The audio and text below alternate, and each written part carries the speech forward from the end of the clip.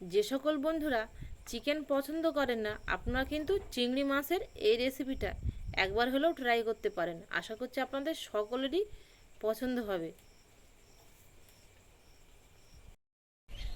নমস্কার বন্ধুরা, সুপ্রিয়া কিচেনে আবারও আপনাদের সবাইকে স্বাগত জানাই আরও একটা রেসিপিতে। আমরা তো সবসময় চিলি চিকেন খাই, কিন্তু আজকে আমি দেখুন এখানে বড় বড় সাইজের চিংড়ি মাছ নিয়েছি। এগুলোকে আমরা চাবড়া চিংড়ি বলি। তো এই চাবড়া চিংড়ি দিয়ে চিংড়ি চিলি বানাবো। তো প্লিজ বন্ধুরা, আপনারা পুরো ভিডিওটা প্রথমের থেকে শেষ পর্যন্ত দেখবেন। আশা করছি আপনাদের খুবই ভালো লাগবে। প্রথমে আগে রান্নার জন্য চিংড়ি মাছটা কেটে নেব। এখানে কিন্তু আমি ছোট বড় সব রকম চিংড়ি নিয়েছি। চিংড়ি মাছগুলোই কেটে নেব, তবে ছোট চিংড়িতেও হবে।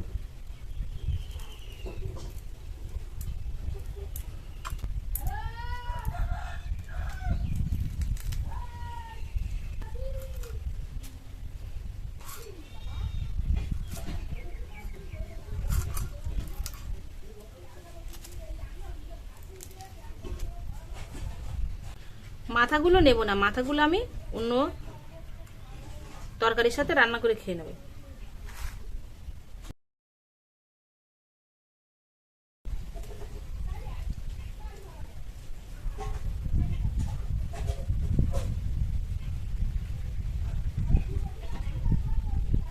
ভিতরের কালো শীটটা এইভাবে বের করে দেবো। দেখুন পুরো এতে কাদা, কিন্তু এটা থাকলে খেতে ভালো লাগে না চিংড়িটা। সবগুলো এরকম ভাবে কেটে নেব। চিংড়ি মাছগুলো সব কেটে ধুয়ে পরিষ্কার করে নিয়েছি। দেখুন 300 গ্রাম চিংড়ি মাছ নিয়েছি এখানে আমি। তবে আপনারা কিন্তু কম বা বেশি দিয়েও বানাতে পারেন এই রান্নাটা, বা এর থেকে ছোট চিংড়ি দিয়েও কিন্তু এই চিলি চিংড়ি বানাতে পারেন। এবার এই চিংড়ি মাছের মধ্যে আমি কিছু মশলা দিয়ে ম্যারিনেট করে নেব। লবণ, লঙ্কার গুঁড়ো, গোলমরিচ গুঁড়ো, একটা লেবু রস দিয়ে দেবো। তবে আপনারা লেবু রসের পরিবর্তে কিন্তু এখানে ভিনিগারও দিতে পারেন। চিংড়ি মাছের মধ্যে তো একটু লেবু রস বা ভিনিগার দিলে ভালো লাগবে খেতে।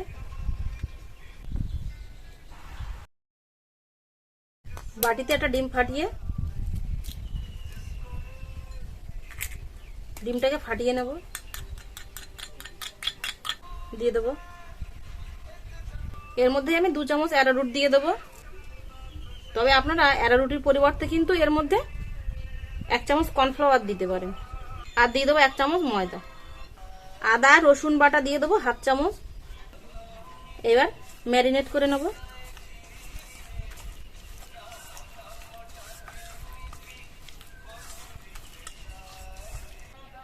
চাপা দিয়ে সাইড করে রেখে দিয়ে এবার আমি রান্নার জন্য সসগুলো একসাথে মিশিয়ে নেব। টমেটো সস নিয়ে নেব, গ্রিন চিলি সস,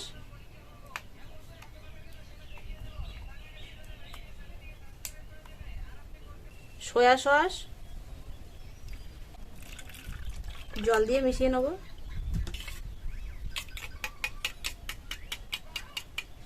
জল দিয়ে মিশিয়ে নিয়েছি। এবার এর মধ্যেই আমি একেবারে 1 চামচ কর্নফ্লাওয়ার দিয়ে মিশিয়ে নেব। কারণ সসগুলো মিশিয়েছি ঠান্ডা জলে, সেই জন্য কর্নফ্লাওয়ার দিলে কোনো সমস্যা হবে না। কিন্তু গরম জল হলে তখন কিন্তু কর্নফ্লাওয়ারটা আবার জমে যেত। এটাকে যদি মিশিয়ে আপনি 10 মিনিট 15 মিনিট কি আধ ঘন্টা রেখে দেন, তাহলেও কিছু হবে না। রান্নার জন্য উনুন ধরিয়ে কড়া বসিয়ে দেবো। চিংড়ি মাছগুলো ভাজার জন্য সাদা তেল দিয়ে দেবো কড়াতে। তেল গরম হয়ে গেছে, চিংড়ি মাছগুলো ছেড়ে দিয়ে ভেজে নেব।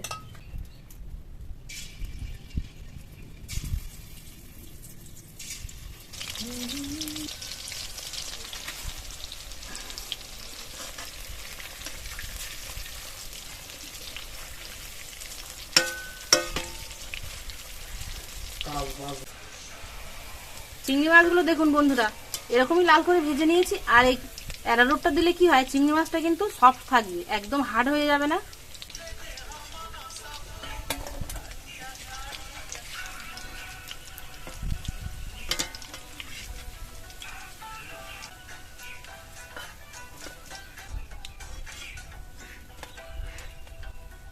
রান্নার জন্য কড়াই সাদা তেল দিয়ে দেবো। 2টো শুকনো লঙ্কা আর 3টে কাঁচা লঙ্কা চেরা, রসুন কুচি আর দিয়ে দেবো আদা কুচি, রসুনটার মধ্যে কিন্তু হালকা একটা লালচে কালার চলে এসছে। এবার এর মধ্যে কোচানো পেঁয়াজ আর ক্যাপসিকাম দিয়ে দেবো। এই সময় উনুনের জালটা কিন্তু মিডিয়াম টু লোতেই রেখে রান্নাটা করব। একেবারে হাইতে দিলে কিন্তু টপ করেই পুড়ে যাবে। 30 সেকেন্ড মতো নেড়ে চেড়ে নিয়ে এর মধ্যে গুলিয়ে রাখা সসগুলো দিয়ে দেবো।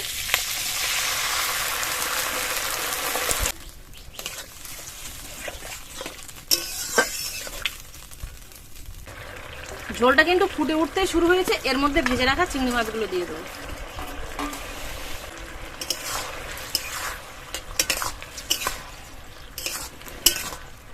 দিয়ে দেবো লবণ, চিনি,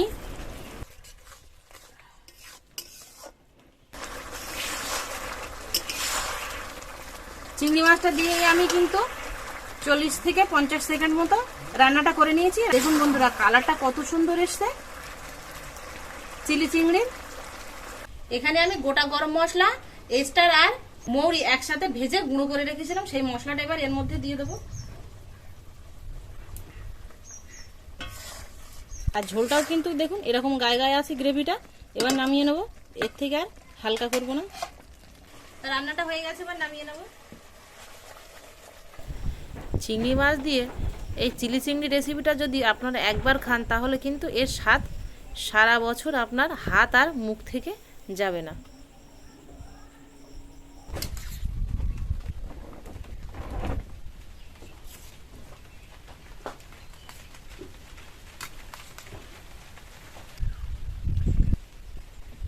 ভাত বা ফ্রাইড রাইস যাই দিয়ে খান না কেন, হালকা একটু গ্রেভি না থাকলে খাওয়া যাবে না। শুকনো শুকনো খাওয়া যায়। তো আমি এখানে সেই জন্য হালকা একটু গ্রেভি রেখেছি।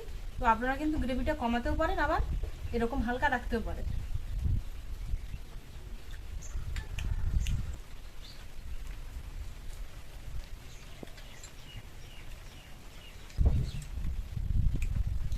দারুণ হয়েছে। আপনারা তো সব সময় চিকেন দিয়ে চিলি চিকেন বানিয়ে খান, কিন্তু একবার আমার মতো এই পদ্ধতিতে চিংড়ি দিয়ে চিলি চিংড়ি বানিয়ে খেয়ে দেখবেন। আমার তো খুবই ভালো লেগেছে। তো আপনাদের কেমন লাগে অবশ্যই কমেন্টে জানাবেন। যদি ভালো লাগে তাহলে প্লিজ প্লিজ বন্ধুরা চ্যানেলটিকে বেল আইকন সমেত সাবস্ক্রাইব করে আমার পাশে থাকবেন। আর এতক্ষণ আমার সাথে থাকার জন্য আপনাদের অনেক অনেক ধন্যবাদ। আবারও দেখা হচ্ছে আপনাদের সাথে পরে নতুন কোনো রেসিপিতে। ততক্ষণ আপনারা সবাই ভালো থাকবেন ও সুস্থ থাকবেন।